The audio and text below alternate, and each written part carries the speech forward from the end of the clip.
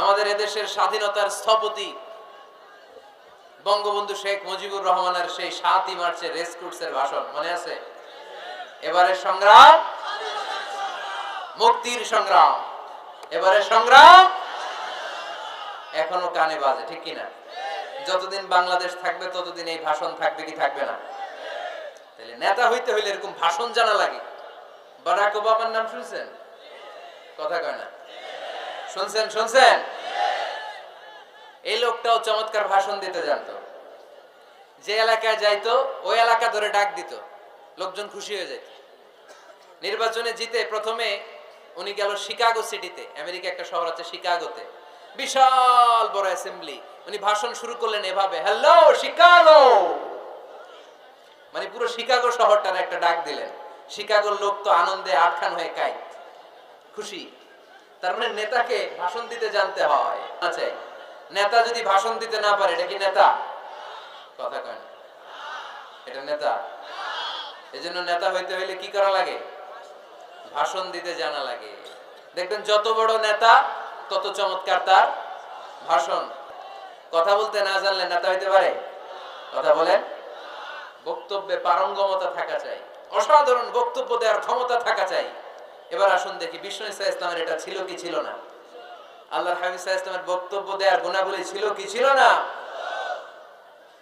সহিহ মুসলিমের বর্ণনা, আল্লাহর হাবিব সাল্লাল্লাহু আলাইহি ওয়াসাল্লাম বলেন, উতিতু জাওয়ামিউল কালিম, আমাকে আল্লাহ তাআলা জাওয়ামিউল কালিম দিয়েছে। মানে আমি এমন কথা বলি, কথাগুলো ছোট কিন্তু এর আবেদন অনেক বড়। আমি কথা বলি অল্প কিন্তু এটার impact in the heart of people, in the heart of the listener, যারা শুনে তাদের হৃদয়ে এটার প্রভাব অনেক বেশি। আমার কথাগুলো concise in wording but comprehensive in meaning. বলি কম, অর্থ বেশি। হাজার লাইন ব্যাখ্যা করো, আমার কথাকে ব্যাখ্যা শেষ করা যায় না। চিল্লায় বলেন ঠিক কি না? তিনি জাওয়ামিউল কালিম জানতেন, এত সুন্দর পরিষ্কার পরিচ্ছন্ন আরবি ভাষায় তিনি কথা বলতেন। আবার আম্মা জান বলেন, সহিহ বুখারীর বর্ণনা, আল্লাহর হাবিব সাল্লাল্লাহু আলাইহি ওয়াসাল্লাম যখন বক্তব্য রাখতেন, লাউ আদ্দাহুল আদ্দুল আহসাহু, কেউ যদি চাইতো আল্লাহর হাবিব সাল্লাল্লাহু আলাইহি ওয়াসাল্লাম বক্তব্যে কয়টা বাক্য বলেছেন, কয়টা শব্দ বলেছেন, কয়টা বর্ণ ব্যবহার করেছেন, চাইলে প্রতিটা বাক্য আর শব্দ হাতে গোনা যেত।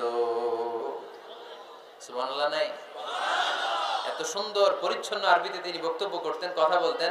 লাউ আদ্দাহুল আদ্দুল আহসাহু, কেউ চাইলে গুনতে পারতো যে রাসূল সাল্লাল্লাহু আলাইহি ওয়াসাল্লাম ওনার ভাষণে কয়টা বাক্য বলেছেন, ওনার এই বক্তব্যে তিনি কয়টা শব্দ ব্যবহার করেছেন, চাইলেই গুনা যেত। সুবহানাল্লাহ পড়েন।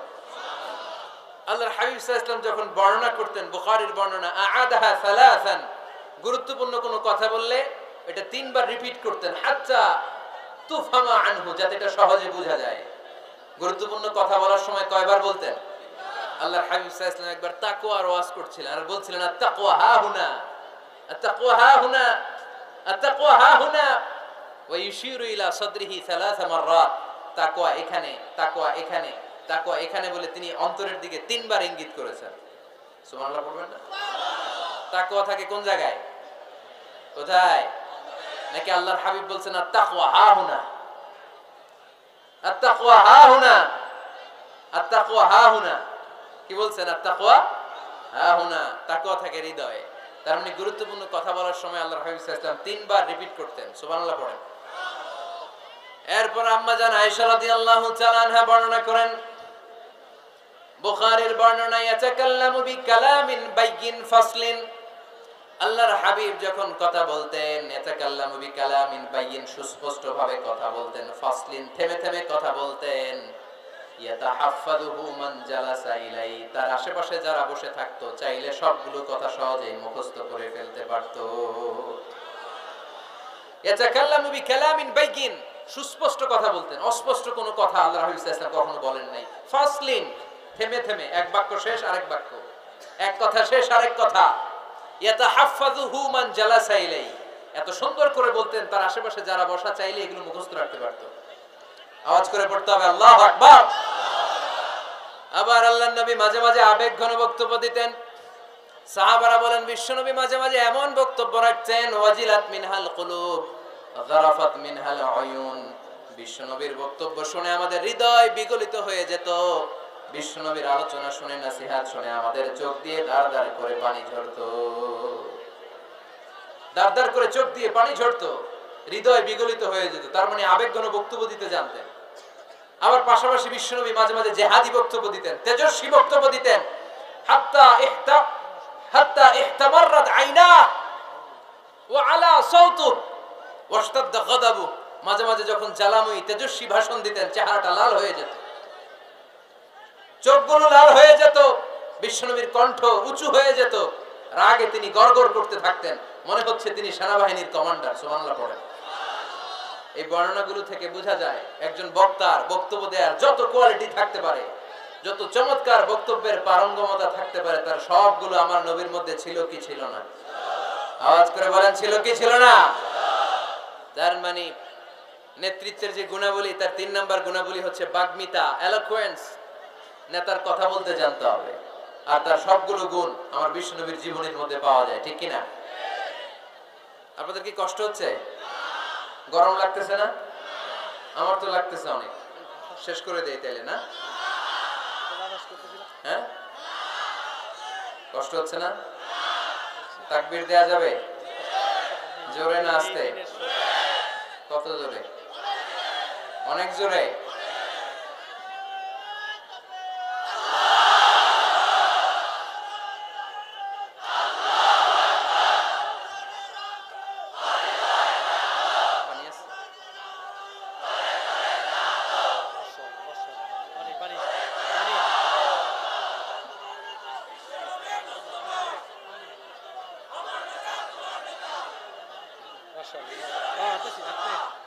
মাশাআল্লাহ, মাশাআল্লাহ, ঠিক আছে।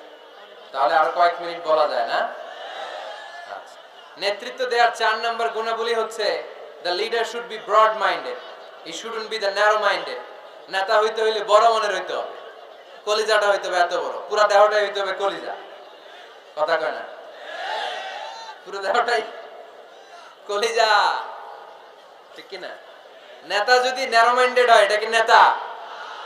নেতা হতে হবে broad minded. The leader should be accommodative mentalities. নেতার অ্যাকোমোডেট করার মেন্টালিটি হতে হবে। উনি সবার, যেমন আমাদের বাংলাদেশের গণপ্রজাতন্ত্রী বাংলাদেশের প্রধানমন্ত্রী, মাননীয় প্রধানমন্ত্রী শেখ হাসিনা, উনি কি শুধু আওয়ামী লীগের নেতা? কথা কয় না। শুধু বিএনপির নেতা? শুধু জামাত ইসলামের নেতা? জাতীয় পার্টির নেতা? শুধু জাসদের নেতা? উনি কার নেতা? উনি এই বাংলাদেশের 17 কোটি মানুষের নেতা, ঠিক কিনা? আপনি নেতা হইলে আপনি সবার হবেন। আপনি এমপি, আপনার নির্বাচনী এলাকায় যারা আছে আপনি সবার এমপি। আপনি এলাকার পুরুষদের এমপি, এলাকার নারীদের এমপি, এলাকার হিজড়াগুলোরও এমপি আপনি, চিল্লা এখন, ঠিক কিনা? আপনি সবার। আপনার হৃদয়টা হইতে হবে এরকম আকাশের মতো বিশাল, সাগরের মতো উদার। নেতা হইতে হইলে ব্রড মাইন্ডেড হইতে হয়, অ্যাকোমোডেটিভ হইতে হয়, তাই না? এবার আসেন দেখি, আমার বিষ্ণু ইসা ইসলাম যে নেতা ছিলেন, উনি কি ন্যারো মাইন্ডেড ছিলেন না ব্রড মাইন্ডেড? কথা বুঝে নাই বোধহয়। ব্রড মাইন্ডেড ছিলেন। কত ব্রড মাইন্ডেড? আল্লাহ রাসূল সাল্লাল্লাহু আলাইহি ওয়াসাল্লামের ব্যাপারে আল্লাহ পাক বললেন, ওমা আরসালনাকা ইল্লা রাহমাতাল লিল আলামিন, I have sent you as a mercy for the entire universe. নবী হে, আমি আপনাকে গোটা বিশ্বের সবার জন্য রহমত করে, বিশ্ববাসীর জন্য রহমত করে প্রেরণ করেছি। বুঝে শুনে উত্তর দিয়েন তো, আল্লাহ কি এখানে বলছেন ওমা আরসালনাকা ইল্লা রাহমাতাল লিল মুসলিমিন? বলছে রাহমাতাল লিল মুত্তাকিন, রাহমাতাল লিল মুসাল্লিন? কি বলছে? আল্লাহ বলেছেন ওমা আরসালনাকা ইল্লা রাহমাতাল লিল আলামিন। নবী হে, আমি আপনাকে গোটা বিশ্বের সবার জন্য রহমত করে দুনিয়ায় প্রেরণ করেছি। তিনি সবার জন্য রহমত, সবার জন্য। আল্লাহ রাসূল সাল্লাল্লাহু আলাইহি ওয়াসাল্লাম ছিলেন ব্রড মাইন্ডেড, সবার জন্য তিনি রহমত। মানুষের জন্য রহমত, জিন জাতির জন্য রহমত, ফেরেশতাদের জন্য রহমত, মৎস্যকুলের জন্য রহমত, পক্ষীকুলের জন্য রহমত, গোটা বিশ্বের সবার জন্য। আস্তিকদের জন্য যেমনি রহমত, নাস্তিকদের জন্য রহমত, ঠিক কিনা? আল্লাহর হাবিব সাল্লাল্লাহু আলাইহি ওয়াসাল্লাম একবার একটা লাশ দেখে দাঁড়িয়ে গেলেন। কি দেখে? লাশ দেখে দাঁড়ালেন। সাহাবারা বললেন, ইন্নাহু ইয়াহুদি। নবী, ইন্নাহু ইয়াহুদি, এটা ইহুদির লাশ, আপনি দাঁড়ালেন যে? আল্লাহর হাবিব সাল্লাল্লাহু আলাইহি ওয়াসাল্লাম বললেন আওয়ালাইসাত নাফসান, এটা কি মানুষ না? হোক না ইহুদি, হোক না খ্রিস্টান, হোক না আস্তিক আর নাস্তিক,